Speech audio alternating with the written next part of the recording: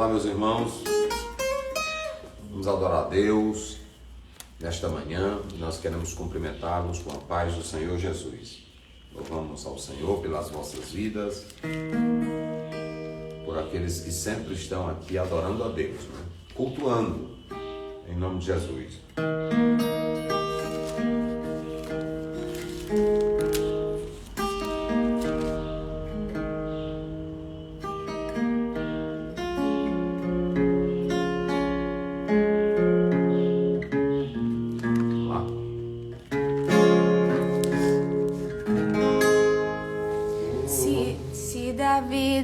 Não, o Senhor aceita.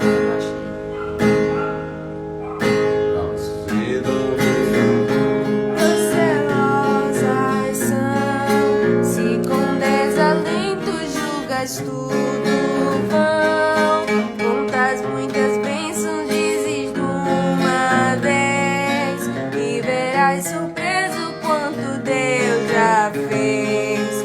Quantas bênçãos dizes quantas são recebidas da divina mão, vende-las todas de uma vez e verás surpreso quanto Deus já fez.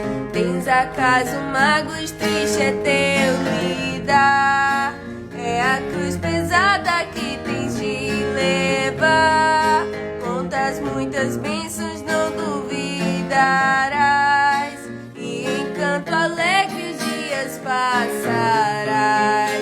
Quantas bênçãos dizem quantas são recebidas da divina mão, vende-las todas de uma vez e verás surpreso quanto Deus já fez. Quando vires outros com seu ouro e bens, lembras que tesouros prometidos tens. Nunca os bens da terra poderão comprar celeste que vais habitar. Quantas bênçãos dizem quantas são recebidas da divina mão, vende-las todas de uma vez e verás surpreso quanto Deus já fez. Seja o conflito fraco ou forte aqui, não te desanimes, Deus será por ti. Seu divino auxílio minorando o mal, te dará consolo e galardão final. Quantas bênçãos dizem quantas são recebidas da divina mão, vende-las todas de uma vez e verás surpreso quanto Deus já fez. Graças a Deus. Vamos lá, nós estamos em Êxodo, capítulo 31, verso 6 até o verso 11.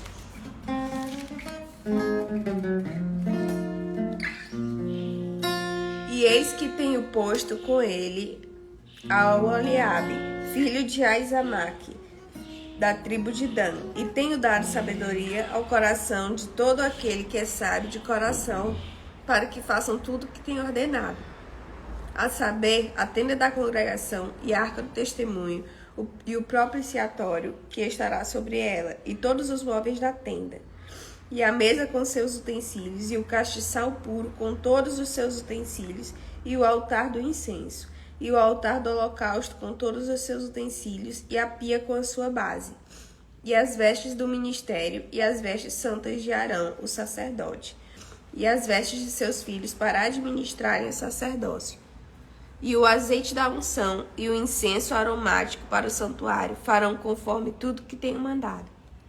Muito bem, até o 11, né? Sim. Nós estamos falando sobre a temática Ninguém Trabalha Sozinho. Nós ficamos de dar alguns detalhes finais desses versículos. Nós falamos ontem que em primeiro lugar foi colocado Bezalel, depois Oliabe, ou como nós estamos vendo aqui, na colocação do hebraico, nós temos aqui Aholiav, essa daqui, Aholiav.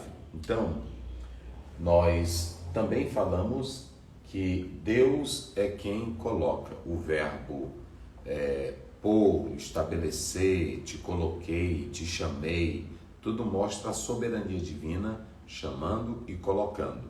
Explicamos isto através do verbo Natan, explicamos isto através do verbo kal e do tronco rofal, que na verdade pôr sobre, colocar sobre. Então quem coloca o homem para trabalhar na obra é Deus. E aqui o texto diz que ele também é quem dá a sabedoria. Hokmah é a palavra sabedoria, que nós falamos que pode ser sabedoria para administrar, sabedoria para liderar um exército, sabedoria para administrar uma casa, administrar uma empresa, sabedoria para assuntos religiosos. Então, essa é a amplitude do conceito para sabedoria. Só que se nós pegarmos essa definição, eu estou dando aqui através do que está dizendo o próprio texto hebraico. Mas um dicionário bíblico vai dar a definição. Vamos ver aí, Provérbios 4, verso 7, rapidinho. Sabedoria pode ser esse sinônimo de bom senso para se fazer as coisas, ou então para se fazer as atitudes corretas, com sensatez, com perícia.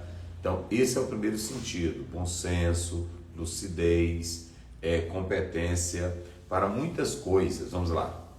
A sabedoria é a coisa principal. Adquire, pois, a sabedoria. Sim, com tudo que possuis, adquire conhecimento. Então, a sabedoria, ela é vista em primeiro lugar como essa capacidade que a pessoa tem para ter o bom senso, o juízo, para todas as ações ou coisas desta terra. Lá em Provérbios, capítulo 8, a sabedoria, meus irmãos, ela é apresentada de modo personificado, ela representa o próprio Senhor Jesus, como muitos julgam, né? Ali apresentando ele como essa sabedoria. Ele é o Deus em sabedoria.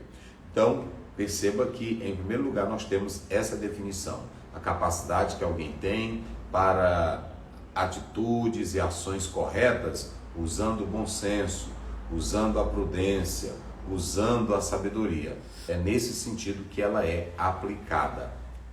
Mas ainda nós podemos dizer, em segundo lugar, que a sabedoria ela pode se tratar de algo secular. Isso está claro na própria palavra de Deus. Vamos ler aí, 1 Coríntios 1,19. Nós estamos falando da sabedoria como sendo uma qualidade de bom senso, para desenvolver atitudes corretas. Vamos lá. Porque está escrito: destruirei a sabedoria dos sábios e aniquilarei a inteligência dos inteligentes. Então, nós podemos analisar que a pessoa do mundo, uma pessoa incrédula, uma pessoa sem Deus, ela pode ter sabedoria e ela pode ter inteligência. Ou seja, como é o ser humano que veio de Deus, e quando nós atentamos para Gênesis 1, 26, 27, façamos o homem à nossa imagem, conforme a nossa semelhança. Essa semelhança, ela traz no seu aspecto a capacidade que o ser humano tem de raciocinar, de pensar, de criar, de dominar. Por que que o homem domina tudo? Porque Deus deu essa inteligência, essa capacidade, essa sabedoria. Então, a sabedoria também aí, ela é vista como algo secular. E esse secular veio de Deus. Hoje nós temos grandes médicos, grandes cientistas, nós temos homens que salvam vidas aí com o descobrimento de remédios, vacinas. Esses homens, eles são também iluminados pela sabedoria. Só que não é uma sabedoria de salvação, não é uma sabedoria para as coisas espirituais. É uma sabedoria para as coisas desta terra. Mesmo assim, toda sabedoria vem de Deus.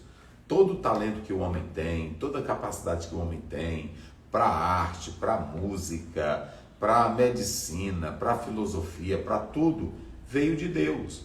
Só que, fora de Deus, distanciado de Deus e por rejeitar a Deus, como está lá em Romanos 1, eles se entregam a toda prática de pecado e usam o conhecimento que têm e usam o talento que têm para as coisas mundanas. Quantos não poderiam, com a bela voz que têm, adorar o Senhor? Quantos não poderiam, com essa mente criativa, pensante, essa mente brilhante, essa mente capaz, eles não poderiam fazer algo para Deus? Sim, mas só que dominado pelo pecado, eles desviam tudo isso para as coisas erradas, para as coisas tortuosas. Isso está bem claro na palavra de Deus, ok? Então, a sabedoria, ela tem esses dois aspectos. Ela pode ser vista como secular e ela pode ser vista também como a capacitação para fazer as coisas de modo sensato. Não é à toa que para a dona de casa, os próprios Salomão em Provérbios 14, primeiro diz, a mulher sábia. Não disse assim, a mulher bonita. Não disse assim, a mulher rica. Não disse assim, a mulher de um corpo perfeito. Não disse assim, a mulher psicóloga, a mulher juíza. Mas ela diz assim, a mulher sábia edifica a sua casa. Mas a tola, com as suas próprias mãos, ela destrói. Então, veja que a sabedoria, por isso que Tiago falou aí, Provérbios capítulo 4, ela é a coisa principal. Quem quer administrar bem uma igreja, uma empresa, o lar, precisa dessa sabedoria. Essa sabedoria que é a capacidade para você agir nas horas certas, ter atitudes corretas, ter prudência no que fala, no que diz, no que pensa. Deu para entender? Então, você não pode faltar sem essa sabedoria, como está falando a própria palavra de Deus. E lá em Tiago 1,5, a Bíblia diz assim, se alguém tem falta de sabedoria, peça a Deus. Você pode ler aí Tiago 1,5, 6.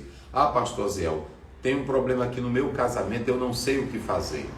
Quem pode me aconselhar? O melhor conselho é você pegar a sua Bíblia, ler a sua Bíblia, orar ao Pai e pedir sabedoria. Senhor, eu não sei como fazer isso aqui. Eu não sei como entrar nisso aqui.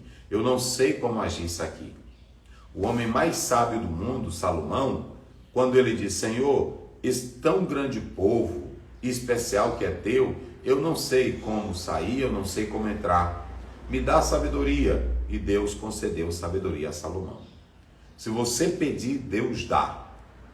Ele é o Deus que atende, Ele é o Deus que responde. Se você ler Mateus 7,7, lá está escrito, pedi, pedi, dá-se-vos-á. Batei, abri-se-vos-á. Buscai e me achareis. Todo que pede, recebe, todo que busca, acha, e todo que bate, abre-se a porta. Então, tem falta de sabedoria no casamento? Peça a Deus. O irmão, falta de prudência, está sendo enganado na empresa, não sabe o que fazer, fale com Deus. Peça sabedoria a Deus. Senhor, me dá sabedoria. Senhor, me encaminhe nesse negócio aqui. Senhor, é no ministério, é um problema. Senhor, como eu devo fazer? O que eu devo fazer? Me orienta. E o Senhor Deus, o Pai Eterno, Ele vai te orientar. Só para vocês observarem bem o que nós estamos falando, nós temos Bezalel e Oliabe. Ambos vão trabalhar na obra de Deus. Ontem nós falamos que Deus não tem um especial. Não, de maneira nenhuma. Escute bem essa. Deus não tem uma pessoa especial. Por isso que Paulo diz lá em 1 Coríntios 3, de Deus nós somos cooperadores. Deus não tem o especial. Todas as pessoas, para Ele, elas são especiais. Agora, Ele seleciona pessoas para fazerem essas pessoas realizarem a sua obra. E a prova disso é que Ele vai escolher. Ele vai escolher a Oliabe, Ele vai escolher Bezalel. Mas há uma coisa importante, Ele vai escolher esses dois homens. Um vai ser o chefe, vai ser o cabeça. O outro é o ajudador. Mas fora estes, havia muitos outros que estariam ajudando esses dois homens. Olha como é linda a Bíblia. Porém, para estarem na linha de frente, somente a Oliabe e a Bezalel era que Deus os encheria do Espírito para lidarem com as coisas sagradas. Será que esses dois homens não já tinham os seus trabalhos, ou as suas profissões, ou a capacidade natural, ou a sabedoria natural? Tinha. Eles eram hábeis nas suas profissões. E aí você diz assim, então por que Deus vai usá-los, vai enchê-los do Espírito para trabalhar, olha, com a pia, para trabalhar com o altar, para trabalhar com o propiciatório, para trabalhar com o óleo da unção, para trabalhar com todos os utensílios da casa do Senhor. Aí está a diferença. Quando você vai trabalhar como juiz, você tem que ter a sabedoria e a inteligência dos códigos, das leis, das normas, porque é para esta vida. Quando você vai trabalhar como médico, você tem que conhecer o corpo humano. Agora, quem vai trabalhar com as coisas de Deus tem que estar cheio do Espírito Santo de Deus. E aqui nós podemos analisar que para lidar com as coisas sagradas é preciso estar cheio do Espírito Santo. Porque o Espírito Santo é quem conhece as coisas de Deus. Então não é conhecimento de matemática, não é conhecimento de química, de física, de história que faz com que eu saiba lidar com as coisas de Deus. Quem vai lidar com as coisas de Deus precisa ter a vida cheia do Espírito Santo de Deus. É por isso que eu quero dizer ao querido pastor, ao querido irmão, à querida irmã que faz a obra do Senhor, não tente fazer a obra de Deus com o teu conhecimento secular. Eu posso até usá-lo em algum momento, sim, pode sim. Agora, eu não posso fazer aquilo que é espiritual com aquilo que é material. Eu não posso fazer aquilo que é espiritual com aquilo que é mundano. Eu não posso fazer aquilo que é espiritual com o que é coisa do mundo. Então aqui, para lidar com as coisas sagradas, eu preciso estar com a minha vida cheia do Espírito Santo de Deus. Você se lembra de Davi, 1 Samuel 16? Para lidar com as coisas sagradas, foi derramado sobre ele o óleo da unção. De modo que aqui no Velho Testamento, o derramado Espírito era esporádico. O Espírito Santo vinha, ele descia, enchia, capacitava para aquela missão, mas ele não habitava. Isso só vai acontecer conforme João 14, 26, João 15, 26, João 16, 13. Você vai ver que o Espírito Santo ele vai vir para permanecer. Jesus disse em Lucas 24, 49, ficai, pois, na cidade de Jerusalém, até que do alto sejais revestidos de poder. Veja bem, revestidos de poder. A promessa veio e eles poderiam ter as vidas cheias do Espírito Santo. De modo que, para lidar com coisas sagradas, só se for um homem cheio do Espírito Santo de Deus. Se você não tiver uma vida cheia do Espírito Santo de Deus, você não pode lidar com aquilo que é sagrado. De maneira nenhuma. Você só pode lidar com aquilo que é sagrado se você estiver cheio do Espírito Santo de Deus. Isso está claro na Bíblia, na palavra de Deus, que você pode aí confirmar. Vamos ver aí a palavra do Senhor. Vamos ler Joel 2,28, né? Joel 2,28 deixa bem claro, e eu já citei aqui, que há de ser que derramarei do meu Espírito sobre toda a carne. Vossos filhos e vossas filhas profetizarão. Vossos velhos terão, vamos lá, visões, vossos jovens terão sonhos. Joel 2,28. Veja que a própria Bíblia, a palavra de Deus, ela está deixando isso bem claro. Lá em Atos 2, 1 a 4, diz: e ao cumprir-se o dia de Pentecostes, estavam todos reunidos no mesmo lugar. De repente veio do céu um som como de um vento veemente e impetuoso e encheu toda a casa onde estavam assentados. A Bíblia diz: e todos foram cheios do Espírito Santo e começaram a falar em outras línguas. Olha Joel 2,28. E há de ser que, depois, derramarei o meu Espírito sobre toda a carne. Olha aí. E vossos filhos e vossas filhas profetizarão. Os vossos velhos terão sonhos. Os vossos velhos terão sonhos. Os vossos jovens terão visões. Pronto, e os vossos jovens terão visões. Ou seja, tudo aqui vem do Espírito Santo para lidar com as coisas sagradas. Então, quem vai lidar com as coisas sagradas precisa entender isso. Nessa construção, Deus vai usar esses dois homens, como nós falamos, mas eles vão ter outros ajudadores, porque nós falamos ontem que ninguém faz a obra sozinho. Citamos Gênesis 2,18, que até o homem não pode viver sem a mulher. Não é bom que o homem esteja só. Quando você lê 2 Samuel 23, do 9 até o 37, até o 39, você vai ver que nem Davi trabalhava sozinho. Ele tinha 600 homens que sempre estavam ao seu lado. ele escreve esse capítulo só para falar dos seus valentes, companheiros que estiveram com ele durante a vida toda. Quando você lê Marcos 3, 13 a 14, a Bíblia diz que nem Jesus trabalhava sozinho. Chamou junto a si aqueles que ele quis chamar para estar ao seu lado e enviá-los a pregar. Então, nem Jesus trabalhava sozinho. Quando você vai para Eclesiastes capítulo 4, lá é dito claramente, é melhor serem dois do que um, porque tem melhor paga do seu trabalho. Então, ninguém trabalha sozinho. Aqui você vê que o texto, veja aí o verso 6 e o verso 11, para a gente finalizar. Olha aí o verso 6 e o 11. E eis que tenho posto com ele a Oliabe, filho de Aizamaque, filho da tribo de Dan, e tenho dado sabedoria ao coração de todo aquele que é sábio de coração, para que façam tudo o que te tenho ordenado. Olha, para que façam tudo o que te tenho ordenado. Aí o 11. E o azeite da unção e o incenso aromático para o santuário farão conforme tudo que te tenho mandado. Farão conforme tudo que te tenho mandado. Aqui nós temos duas importâncias, duas coisas que são de relevante, que são importantes, de relevância, que são importantes.